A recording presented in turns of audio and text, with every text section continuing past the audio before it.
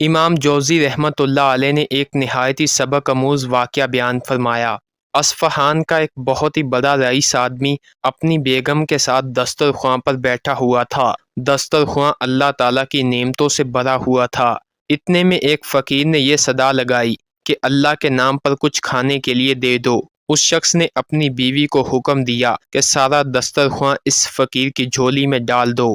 عورت نے حکم کی تعمیل کی۔ جس وقت اس نے اس فقیر کا چہرہ دیکھا تو دھاڑے مار کر رونے لگی۔ اس کے شوہر نے اس سے پوچھا، جی بیگم آپ کو کیا ہوا ہے؟ اس نے بتلایا کہ جو شخص فقیر بن کر ہمارے گھر پر دستک دے رہا تھا وہ چند سال پہلے اس شہر کا سب سے بڑا مالدار تھا اور ہماری اس کوٹھی کا مالک اور میرا سابقہ شوہر تھا۔ چند سال پہلے کی بات ہے کہ ہم دونوں دسترخواں پر ایسے ہی بیٹھ کر کھانا کھا رہے تھے جیسا کہ آج کھا رہے تھے۔ اتنے میں ایک فقیر نے صدا لگائی کہ میں 2 دن سے بھوکا ہوں، اللہ کے نام پر مجھے کھانے کو دو۔ یہ شخص دسترخواں سے اٹھا اور اس فقیر کی اس قدر پٹائی کی کہ اسے لہو لہان کر دیا۔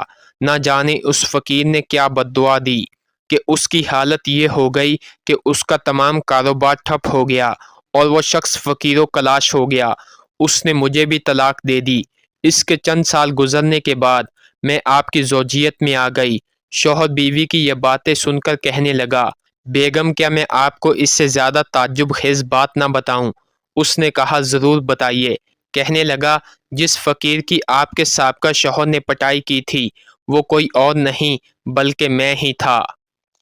گردش زمانہ کا ایک عجیب نظارہ یہ تھا کہ اللہ تعالیٰ نے اس بدقسمت مالدار کی ہر چیز، مال، کوٹھی، حتیٰ کہ بیوی بھی چھین کر اس شخص کو دے دی جو فقیر بن کے اس کے دروازے پر آیا تھا۔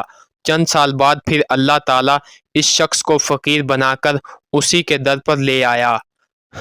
دوستو، تاریخ ایسے ہی سبق آموز اور عبرت ناک واقعات سے بھری پڑی ہے، لیکن شرط یہ ہے کہ انسان عبرت پکڑے۔